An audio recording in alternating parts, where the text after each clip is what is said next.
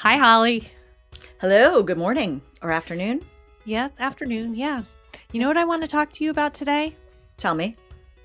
Mean teens. Mean teens. Mean That's right. teens. Specifically, mean girls. So, as you know, I have a 17-year-old daughter, Mm. and you have a 17-year-old daughter.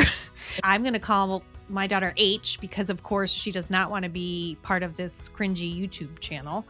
Anyway, H can be very mean, from eye rolling to asking me to stop breathing in the way that I'm breathing.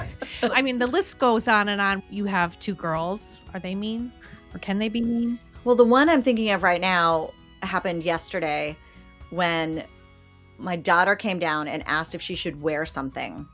And I looked at it and I said it was plain and kind of ugly. And I don't know how the word ugly came out of my mouth. It just, I don't know. I wasn't thinking.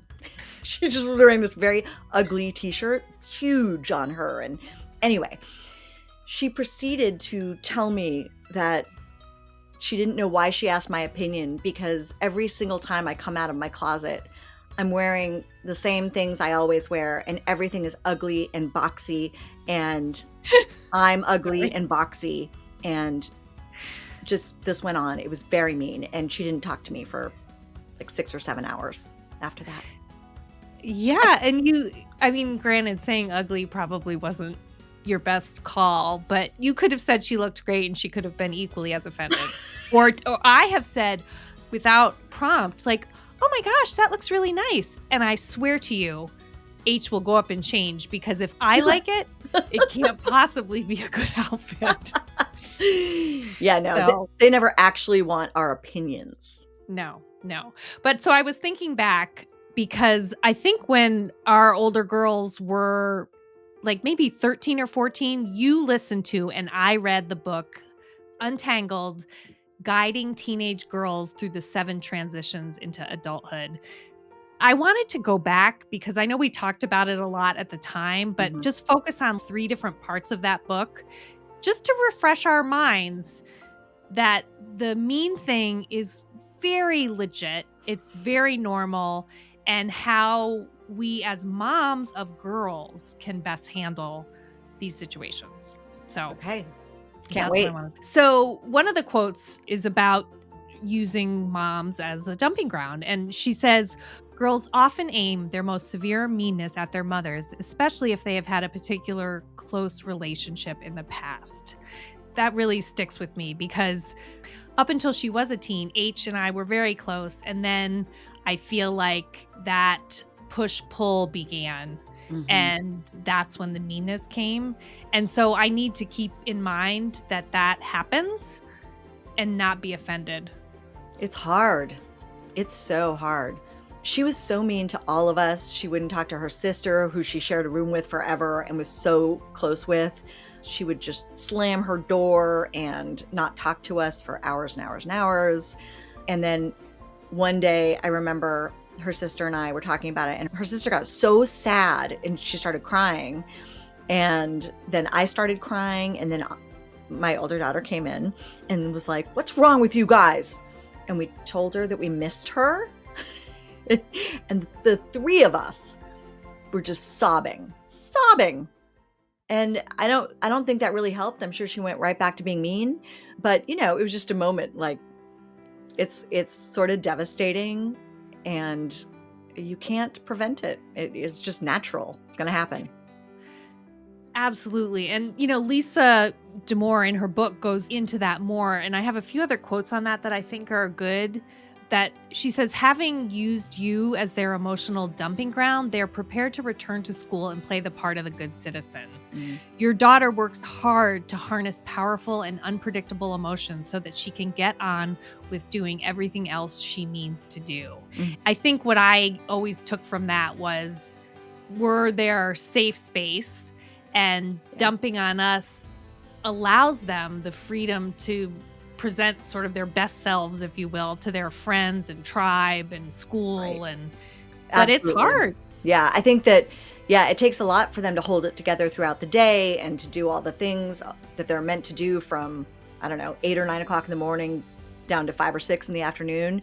And they get home, they can relax and they can be bitchy and sad or cranky or whatever. And they can't be that way all day at No, and school. and we're there to listen, which brings me to the next part of the book that I want to talk to you about is empathy, not solutions. And this reminds me of what we've practiced in the past, and we've reminded each other of this. Don't say anything, just listen. I have bit my tongue, like the inside of my lip. I have been like, don't say anything, don't say anything, don't say anything. Yep.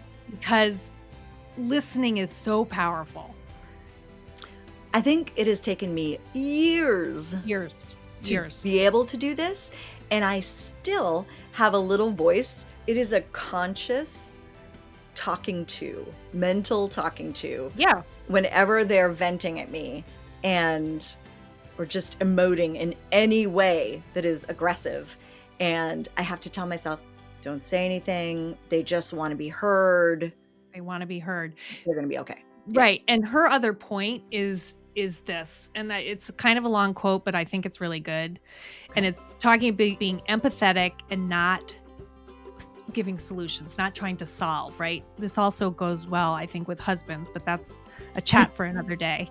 Okay, so she says, when we engage fully and yet also refrain from pushing solutions, we wordlessly communicate 3 essential pieces of information.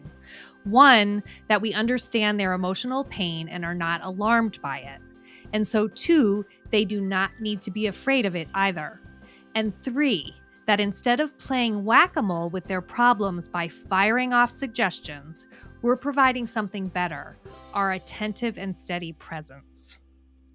I mean, right? That's good. I know, because as parents too, we spend maybe 10 or 13, depending, years trying to solve their problems and helping them to solve them. And then there is like this turn that suddenly they don't want our help or need our help. They need to figure it out on their own. And it's so hard to just turn off the advice that just comes out automatically. We're actually giving them a gift by 1, listening and not solving, and 2, letting them figure stuff out. Right. Right? Because that's how you learn. If we continue to do everything and decide everything and they can't make a decision without talking to us, how are they going to function at college and beyond? So I have one more point that I want to make, and that is, and we've talked about this, especially with H and A, because they both do this. They still need us. And here's what she says on that. Here's the picture I've painted of adolescent girls: aloof, withdrawn, and sometimes surprisingly mean. There's truth to this picture, but for parents, it's not the whole story. Being pushed away is only the half of it. Raising a teenage girl becomes that much more stressful when she interrupts days of distance with moments of intense warmth and intimacy. It's so true. H, like, so mean, pushing, and then I'll get that one night where she's curled up with me and wants me to scratch her back and is so loving. And I love those moments. I never know when they're coming, but they're great. We can't get them enough at this age. I mean, you know, the whole carrying around the baby for years and that feeling of it, it's kind of got that same sentimental feeling to me whenever I get to snuggle with my daughter, either one of them. Yeah. I mean, they're definitely not in it all the time, but on rare occasion, they just want us to be there. Yeah. And we just have to not point out to them that they're having that moment, because then they'll pull away. Absolutely don't point it out. And I would tell anyone that's going through anything similar to what we are to just savor those moments. Absolutely. All right. I just have a quote to end on for us, but this has been great. I'm absolutely dusting off this book and starting at the beginning again, but this is just a great, in conclusion, quote, I think. Raising a young woman will be one of the most vexing, delightful, exhausting, and fulfilling things you will ever do, sometimes all on the same day. The job is hard enough even under the best conditions, and anyone doing a hard job deserves support. When we get that support, when we understand the developmental tour de force that is adolescence, we can truly enjoy and empower our girls. I love that. It's so true. So true. It is a wonderful experience. Nothing else like it. Love, love, love. Thank you, Holly. Thank you, Until Celia. next time. Bye. Bye.